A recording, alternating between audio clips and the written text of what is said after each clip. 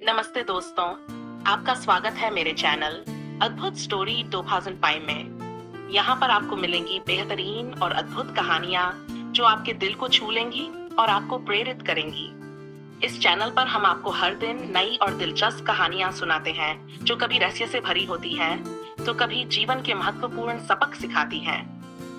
अगर आप ऐसी कहानियाँ सुनना पसंद करते हैं जो आपको सोचने पर मजबूर कर दें, तो हमारे चैनल को जरूर सब्सक्राइब करें और बेल आइकन को दबाएं ताकि कोई भी नई कहानी आपसे छूट न जाए। तो दोस्तों, तैयार हो जाइए एक और अद्भुत सफर के लिए जहां कहानियों की दुनिया आपका इंतजार कर रही है। बदला एक समय की बात है। एक छोटे से गांव में एक गरीब लेकिन मेहनती किसान रामलाल रहता था। उसकी ईमानदारी और परिश्रम के कारण गांव के लोग उसका बहुत सम्मान करते थे। लेकिन गांव का जमींदार ठाकुर महेंद्र सिंह रामलाल से ईर्ष्या करता था, क्योंकि रामलाल की लोकप्रियता दिन ब दिन बढ़ रही थी। ठाकुर को कहता था कि एक गरीब आदमी को इतना सम्मान नहीं मिलना चाहिए। उसने रामलाल को सबक सिखाने की ठानी। एक दिन ठाकुर ने रामलाल के खेत के बीच से पानी का रास्ता बंद कर दिया, जिससे उसकी फसल बर्बाद हो गई। रामलाल दुखी हुआ, लेकिन उसने कोई गिड़ा नहीं किया। उसने ईश्वर पर विश्वास रखा और फिर से खेती करनी ठान ली। गाँव के लोगों ने भी। रामलाल ने मेहनत और लगन से फिर से अपनी फसल ली की। जब ठाकुर ने देखा कि रामलाल की मेहनत फिर से रंग ला रही है, तो उसने और ज्यादा चालाकी से उसे हानि पहुंचाने की योजना बनाई। इस बार ठाकुर ने रामलाल के घर में आग लगवा दी। रामलाल और उसका परिवार किसी तरह अपनी जान बचा सके, लेकिन उनका सारा सामान और अनाज जलकर खाक हो गया। गांव के लोगों ने ठाकुर की करतूतों की निंदा की, लेकिन रामलाल ने फिर भी शांतिपूर्वक सब सहन किया। उसने गांव वालों से कहा, बदला लेना किसी समस्या का हल नहीं है।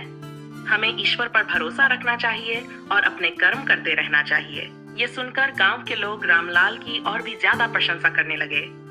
उधर ठाकुर ने रामलाल को और नीचा दिखाने के लिए गांव की पंचायत में रामलाल के खिलाफ झूठे आरोप लगाए। लेकिन गांव के लोग रामलाल के साथ थे। उन्होंने ठाकुर के सारे आरोपों को सिरे से खारिज कर दिया। ठाकुर के मन में रामलाल के प्रति और ज्यादा क्रोध भर गया। उसने सोचा, अगर मैं उसे गांव से निकाल दूं, तो वह मेरी आंखों के सामने नहीं रहेगा और मेरी ईर्ष्या खत्म हो जाएगी। लेकिन एक दिन ऐसा हुआ कि ठाकुर के घर में चोरी हो गई और उसका सारा सोना चांदी चोरी हो गया। गांव में अफवाहें फैल गई कि ये चोरी रामलाल ने की है, लेकिन रामलाल ने खुद को निर्दोष बताया। फिर भी ठाकुर ने पंचायत में उसकी निंदा की और उसे सजा देने की मांग की। जब पुलिस जांच करने आई, तो उन्होंने पाया कि चोरी रामलाल ने नहीं की थी, बल्कि ठाकुर के ही कुछ नौकरों ने यह काम किया था। सच सामने आने पर ठाकुर को बहुत शर्मिंदगी महसूस हुई। उसे समझ में आ गया कि उसने अपने अहम और ईर्ष्या के कारण गलतियां की। उसने रामलाल से माफी मांगी। रामलाल ने ठाकुर को माफ कर दिया और कहा, बदला लेना इंसान को कभी सुकून नहीं देता।